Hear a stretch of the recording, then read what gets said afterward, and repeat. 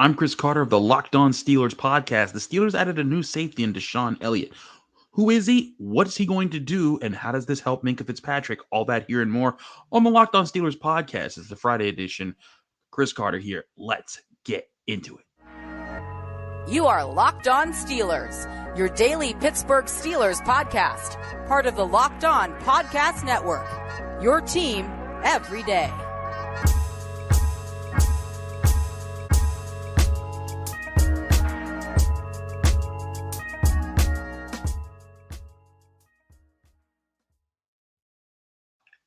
Hello and welcome to the Locked On Steelers podcast. I'm your host, Chris Carter, bringing you your daily dose of all things on the Pittsburgh Steelers.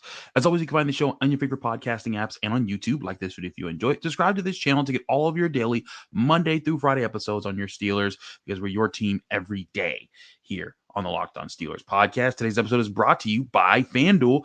FanDuel, make every moment more. Right now, new customers get $200 back in bonus bets with any winning $5 bet. That's $200 if your bet wins. Visit FanDuel.com/lockedon to get started. All right, everybody, let's get right into it. So the Steelers did make another move on Thursday. I'm recording here Thursday evening, going into Friday. So if something else happens late at night, sue me. But they had made another move to get Deshon Elliott, safety, coming from the Dolphins, and he's played with the Lions. He's had experience in the NFL. He's been able to kind of bounce around a little bit, and he's going to come in for a reasonable 2-year contract type of deal, basically taking the role that Keanu Neal was supposed to fill this past year. Now, who is Deshon Elliott? Well, just looking at his resume, he was with the Dolphins, the Lions, and the Ravens. He's kind of a strong safety-esque who kind of floats in between strong and free safety at times. If you look at snap distribution just last year, he did play in the box a decent amount, but he also played free safety, a decent amount. He also helped out in the slot a decent amount when you look at his total snaps, and how things have played out. You look at that in 2023, you also look at that the same in 2022. So he's a guy who's developed into a veteran NFL safety who isn't that expensive. He's also 6'1", about 210 plus pounds. So he's a guy that's going to be able to have a little bit more size to him playing safety and help in the box a little bit more and help maybe a little bit in the slot a little bit more, and also be flexible enough to play some deep safety roles. And that's important to this whole equation here, because again, the bottom line of what you're looking for in a safety right now, a lot of Steelers fans really wanted Justin Simmons. And whereas that would have been exciting just to see him and Minkah Fitzpatrick in the same secondary, it would just been, I think it would have been, roster malpractice to be able to invest that much money. It would have taken to get Justin Simmons, while you also have that much money tied up in Minkah Fitzpatrick. I think it creates some superstar safeties situations, but that's not the way of the NFL. You want to kind of balance your roster a little bit. Safety is not where you want to dump all your money into. And Deshon Elliott gives you a guy who you're hoping can fit a role that can allow Minkah Fitzpatrick to get back to the role that's best suited to him. Now, how many times have we talked about this all throughout the year? I said this after the Niners game. I think I even said didn't think that it was a good idea to put Minkah Fitzpatrick in the strong safety role as much as he wasn't lining up as your deep free safety. And that maintained throughout the whole year. Now, part of it, I think, was because of several different reasons. One, the Steelers didn't feel like they had a good safety presence who can help stuff the run. Two, they kind of needed to move things around. Three, there were injuries everywhere, especially in the middle part of the defense. The safeties were depleted. The linebackers were depleted. It was just a rough situation. But Deshon Elliott is a guy who brings experience from 3 different NFL teams and can come in and give you some reprieve and give you a reprieve and kind of act as that third safety on the field that the Steelers like to use so much. Now, we still don't know what's going to happen with Donte Jackson. You presume he's either going to be on the roster, or if they cut him, they'll have another person to add to the room there. I also wouldn't rule out taking a middle round safety in this draft class. I've been saying look, there's some interesting prospects in there that maybe they could take a look at, especially guys that fit certain roles like Tyke Smith out of Georgia. I really think that he'd be a very interesting addition if they got him in the 4th round, because he's a guy who not only can play safety, he has a lot of good experience covering in the slot. That's where Deshon Elliott's going to have to figure out what is his fit for the Steelers. Is it going to be more in the box? Is it going to be more helping out against the run, or is it going to be helping in the slot, helping cover tight ends? Does he take the Terrell Edmunds role? And I think that's kind of what the Steelers are hoping that he'll be able to do, because when Terrell Edmunds was on the field for the Steelers with Minkah Fitzpatrick was an all-pro player, and it was because Terrell Edmunds could do a lot of the dirty work jobs that the strong safety role in the current Steelers defense does. And if you look at the measurements, they're very similar between these two guys. Both came out in 2018. Deshon Elliott, Terrell Edmunds, both around the 6'1" range, both around 210 plus. Now, the one thing that I think can be said here, though, is that Terrell Edmunds, at least coming out of the draft, was a better athlete. He ran a faster 40-yard dash, a 4.47 to Deshon Elliott's 4.58, and then also had better vertical and broad jumps, which were really highly graded. And I think that was a big part of what made Terrell Edmunds an enticing pick for the Steelers, whereas Deshon Elliott's were kind of in the average ranges. His shuttle and three-cone times were not good in his rookie year. But again, that's years ago. It's 2018. That's a long time ago. It's not the athletic profile that you're looking at the most. It's how does he fit in this defense? And I think part of what could really help the Steelers with what they wanted, with getting Minkah Fitzpatrick back to being that free safety role. That's something that I've talked to people about around the Steelers, and I've gotten the sense that is a big goal for this upcoming season. They want to get Minkah back to that role, and getting a guy who can help take away other roles so that he isn't needed in this space. That's a big step. So if Deshon Elliott ends out being that guy, this will be a good sign. If he doesn't, there's going to be more questions about the safety position, and then you're starting to have 2 years where you didn't have the Minkah Fitzpatrick in the best situation to be elite in your defense, and that would be, I think, a big mistake and could lead to other problems for the Steelers. So Deshon Elliott needs to kind of work out in these spots. But I think the other good thing here is that he's not just a pure box safety. He's not limited, because that's one thing that Terrell Edmunds did have a problem with, was that Terrell Edmunds, when he was in the box and he was playing slot and helping against the run and covering tight ends and running backs out the backfield, that's where he was most comfortable, and he was often in the right place. He could run man-to-man. But when you asked him to drop back and play deep in coverage, that just was not his game. He did not have a feel for it. That was where he was the least comfortable. It's where he made the most mistakes. And so the Steelers had to keep Minkah Fitzpatrick back a bit. When you're working a defense that runs the way that Terrell Austin wants to run his defense, you're going to have a lot of disguises. You're going to have, fake zones or fake cover threes that flip into cover twos, different things that show one thing to get you to fool to another. And to do that, you need flexible players in your secondary who can flip between roles. And if Deshon Elliott, he can play the different roles. He has played different roles. If he can play them well, that could be a boost for the Steelers. Now, I want to talk about some of his metrics, though, because as far as the analysis of his numbers, they're not the best, and that could put some hesitation. But I do think there is a defensive plan forming for what the Steelers want to be moving forward. And that's where we'll continue this conversation after this next break here on the Locked On Steelers podcast. I'm your host, Chris Carter. Stick with us. We still got a lot to discuss. But first, I want to remind you this show is brought to you by Robinhood. Did you know that even if you have a 401k for retirement, you can still have an IRA? Robinhood has the only IRA that gives you a 3% boost on every dollar you contribute when you subscribe to Robinhood Gold. But get this. Now through April 30th, Robinhood is even boosting every single dollar you transfer in from other retirement accounts with a 3% match. That's right. No cap on the 3% match. Robinhood Gold gets you the most for your retirement thanks to their IRA with a 3% match. This offer is good through April 30th. Get started on Robinhood.com/boost. Subscription fees do apply to this. Now for some legal information. The claim is of Q1 in 2024, validated by Radius Global Market Research. Investing involves risk, including loss. Limitations apply to IRAs and 401ks. 3% match requires Robinhood Gold for 1 year from the date of first 3% match. Must keep Robinhood IRA for 5 years. The 3% matching on transfers is subject to specific terms and conditions. Robinhood IRA available to U.S. customers in good standing. Robinhood Financial LLC, member SIPC, is a registered broker-dealer.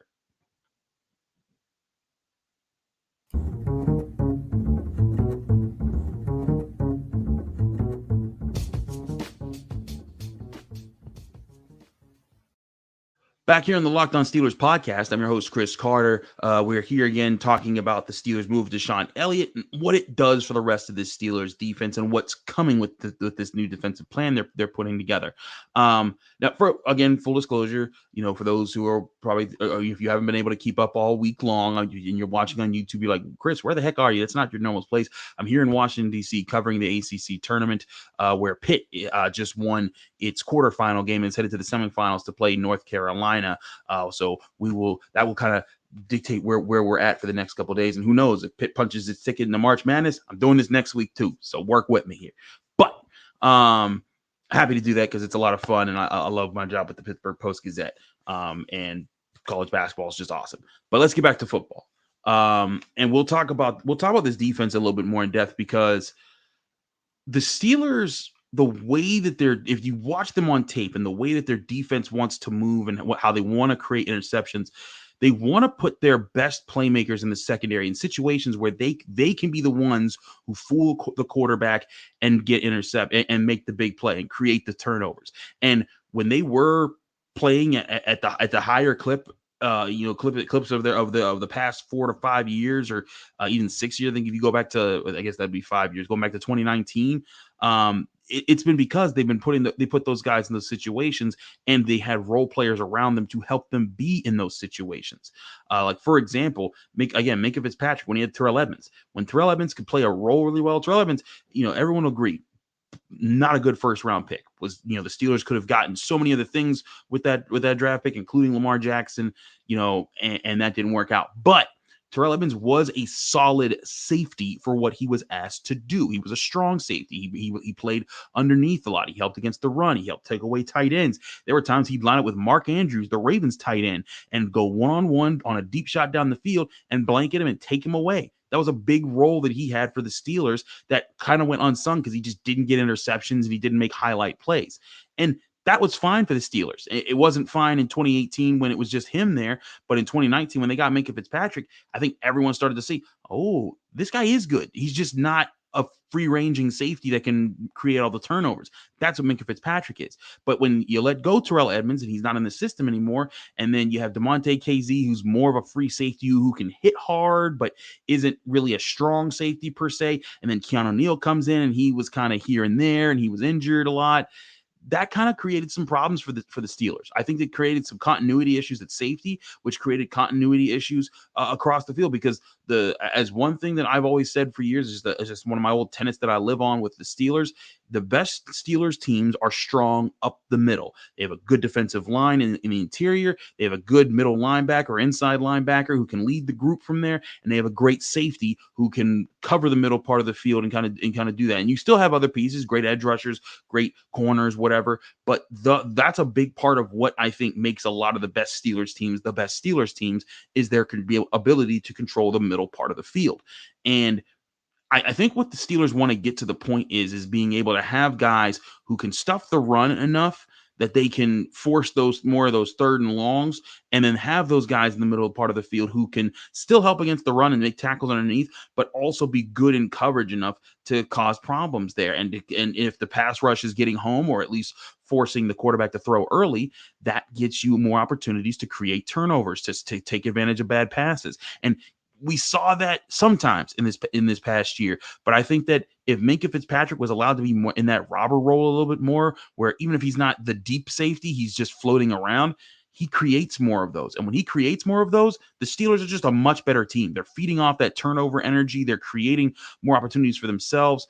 And also it makes quarterbacks want to hold on to the ball more when they're scanning the field and they say, oh, 39's over there. Don't want to throw it there. Let me check over here. Oh, I just got hit by TJ Watt.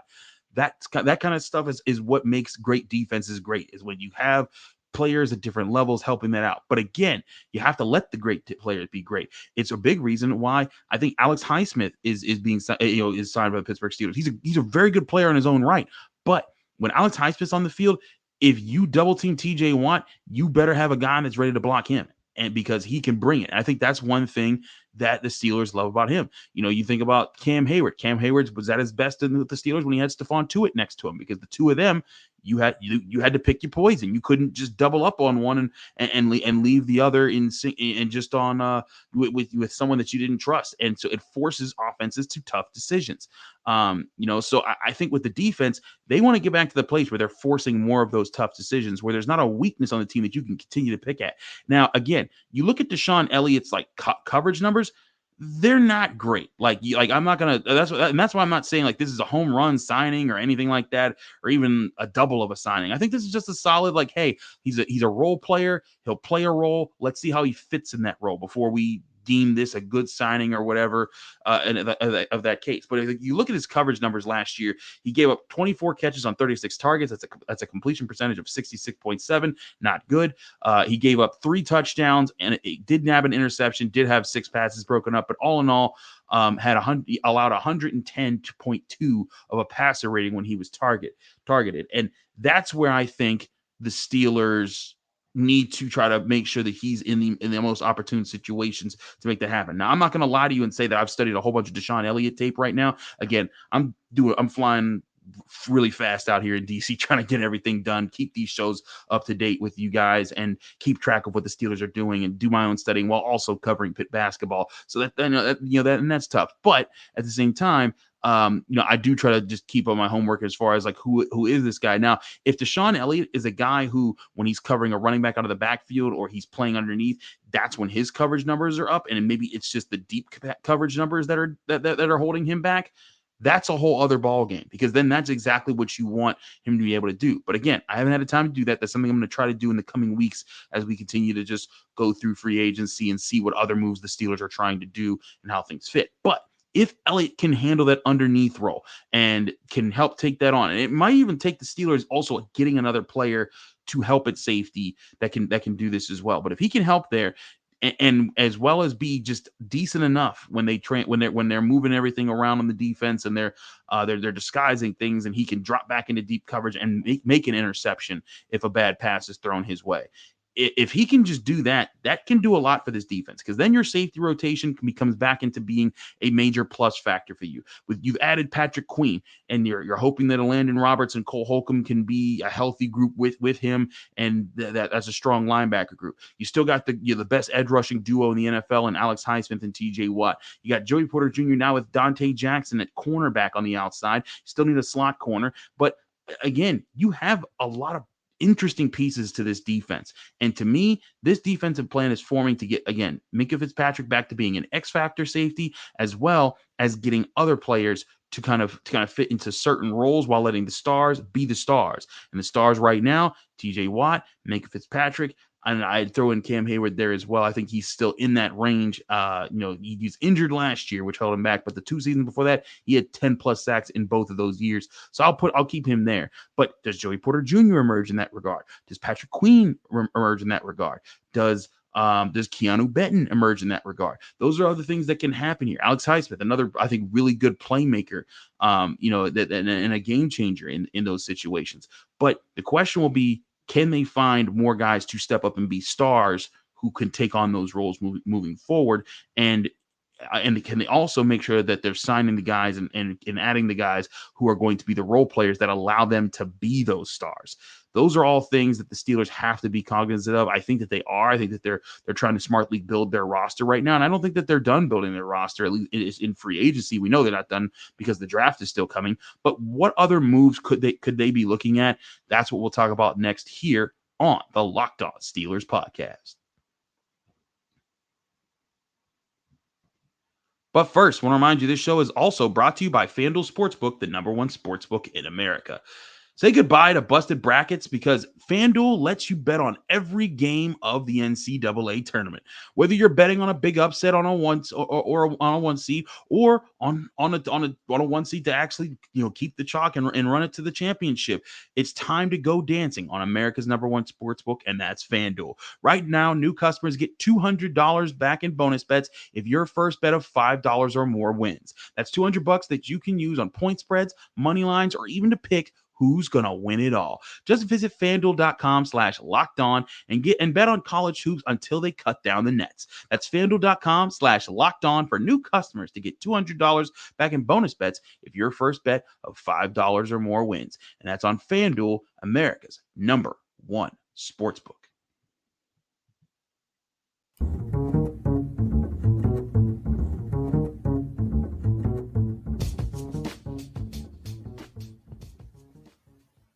Back here on the Locked On Steelers podcast, I'm your host, Chris Carter. Let's get back to this discussion about what's next for the defense. We talked a lot about the offense this week, and we've been going over all the moves there. And I guess this is overall, we can include the offense a little bit here, but my biggest thoughts on what's coming next for the Steelers as far as their next free agency moves that might come over this weekend. This team still needs a center, and I don't know where they get it from because all the centers keep getting signed and they're not getting any of them. And it makes me wonder, are they just going to go into draft day with Nate Herbig as their only viable center? I guess James Daniels could flip there if they really needed to. And does that lock them into picking Jackson Powers Johnson or Zach Frazier? Because if it does, that's a different story than what we were understanding was the attempted plan going into free agency. We believe that the Steelers were going to try to sign a center and then not have to draft a center as high in the first round. Maybe be able to draft a center in the third or fourth round. A guy that can develop and play a little bit of guard, and then in 2 years' time, when the center that you signed in free agency, isn't working out, or you feel like they're ready to move on, then you have a guy who's ready to go. But it doesn't seem like that's happening. And so now center's still a problem, while you also still have questions at wide receiver. Safety, I think you've at least answered for now, unless you let go of DeMonte KZ and then you go with something else there to add to the mix. But I still think there's other needs on this team.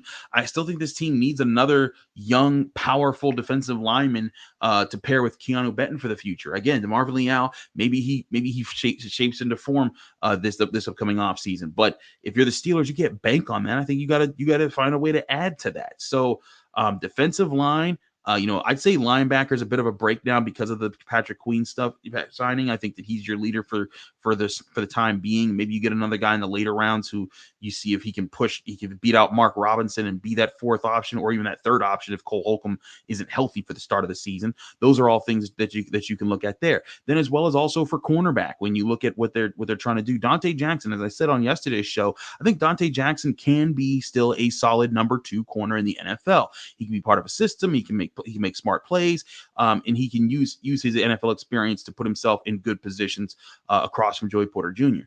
But this secondary still needs to find a slot corner, and I think that with this corner class, you can find several good just overall pieces to add to your roster right now. Just whether it's a slot corner, an outside corner, a guy who's flips between all those positions and safety like Cooper DeJean. Find some way to add to your defensive back room with a guy like that, and then again, you can try to build a team around star players who play significant roles. That's where I think that there could be something going on there, and I think that right now, the rest of the free agency period, you're going to see the Steelers make kind of milding moves, like moves that you're going to be like, oh, okay, I guess Omar Khan. But I also think that's kind of fine where they got Russell Wilson, I think you're going to make your starting quarterback, Patrick Queen at linebacker. You traded away Deontay Johnson, you got a Donte Jackson, so you at least have a vet corner that you've signed to your roster. But there's still so many other things that you have to figure out. Is there a young corner you want to add? What's going to happen with Corey Trice and Darius Rush, the 2 young cornerbacks that you have that are waiting in the wings, basically? What's going to happen with Cole Holcomb's injury? What's going to happen with the rotation and usage of Keanu Benton? The Steelers also did, I believe, re-signed Montravius Adams to a cheap deal, so he's sticking around. But I think the Steelers are in a position where they still have options to fix things on either side of the ball, wide receiver included. I still think Tyler Boyd needs to be an option there, but at the same time, I think that what they've started to do is put them in positions where they're not pigeonholed into too many things just yet. Center, they are very close to being pigeonholed into having to take an early center. But you look at their situation at wide receiver. Do they need to draft one in the first round? We talked about this yesterday. And no, I don't think they do need to draft one in the first round. Now, maybe a day 2 pick, an early day 3 pick? Absolutely. But that's a lot less predictable than saying the Steelers have to go get a receiver in the first round. Center might be that position, but you look at corner with Donte Jackson. You don't need to do that right now, even though like going, before they traded away Johnson and got Jackson in, I might have made the case that like, hey, corner is kind of that big of a need that you can't pass up on it in the first 2 rounds. Now, maybe you can say, if I like this guy just as much as this guy, this other key position that we have here, and there's more corners still that we left that we think we can get later, I'm going to go with that. I'm going to go with this guy. I think that kind of stuff can happen, for the Steelers planning. It does happen when you're breaking down big boards and just how things work out. And we're still putting together our big board here. I'm sorry, it's not done yet. Probably won't be done yet till the end of this month. But then, April will come. We'll be ready, and we'll have lots of shows to discuss before the NFL draft. But point being, I think the Steelers still have a decent plan for what they're trying to be, and I don't think it's all that convoluted, because it's a system that they've been able to work. Terrell Austin, he was the secondary coach, before, when he was part of keeping making that defense that was making all the interceptions and getting Minkah Fitzpatrick in the right positions. He wants to get Minkah Fitzpatrick still in those right positions, but they need role help across the board to kind of balance things out and let their X factor go be an X factor. That's where I think the Steelers are coming back to that. That's where they're trying to do there. But it's not just a Deshon Elliott safety that helps you do that. It's other good linebackers who play well in the middle part of the field and make it so that Minkah Fitzpatrick doesn't feel the need to have to fly up to the line of scrimmage to make the tackle, because he can trust that other guys will handle that role. It also means having cornerbacks who don't give up bombs, and you have to be worried about them getting burnt all the time, and that holding you back and kind of forcing you to be in places where the ball necessarily isn't, because that just wasn't the target that time. There's all these different things that have to play into it, and I think that that's where the Steelers still are trying to figure that out, but I think that they're on their way to getting there. Again, Donte Jackson, solid number 2. Joey Porter Jr., really good number 1 this past year as a rookie. Like the addition of Patrick Queen. Landon Roberts is already there. If Cole Holcomb comes back, great. And then at safety, Deshon Elliott, DeMonte KZ, and of course, Minkah Fitzpatrick. Again, you have the layers to this defense on the defensive line, the edge rusher line. There's layers to this defense as far as what they can put together. The question will be, do they put it together? Are they able to put things, to get past, the mistakes that they had in the past year where Minkah Fitzpatrick was flying around? Can they get that to be, a thing of the past and back to being what it was before that, where Minkah Fitzpatrick was getting, 6-7 interceptions, however many he was getting in some of his all-pro years? That's going to be a top priority for the Steelers. And I think that they're on their way to doing it, but we still got to keep watching, still got to keep up to date with all the things that they're doing to see how they get there. And as well as, keep up what their plans are on offense. We'll have a lot more to talk about as we roll into Monday, for this next episode, and we'll keep you posted here. As I said, I'm covering the Pitt Panthers on their way in the ACC tournament. And if they do well enough and they're deemed to have been picked on Selection Sunday, I'm probably going to be traveling next week too. So bear with us as we do all that, but we hope that you're still finding a way to enjoy the Locked On Steelers podcast. I'm your host, Chris Carter. Follow me on Twitter and Instagram at Carter Critiques. Read my work at the Pittsburgh Post-Gazette, post-gazette.com. Find me here on the Locked On Steelers podcast every day, Monday through Friday, breaking down your Pittsburgh Steelers on YouTube and your favorite podcasting apps. We'll see you Monday here on the Locked On Steelers podcast. Don't forget Mock Draft Monday. I will have a post out for that. Look on my Twitter, my Twitter profile, and on the Facebook's Locked On Steelers group.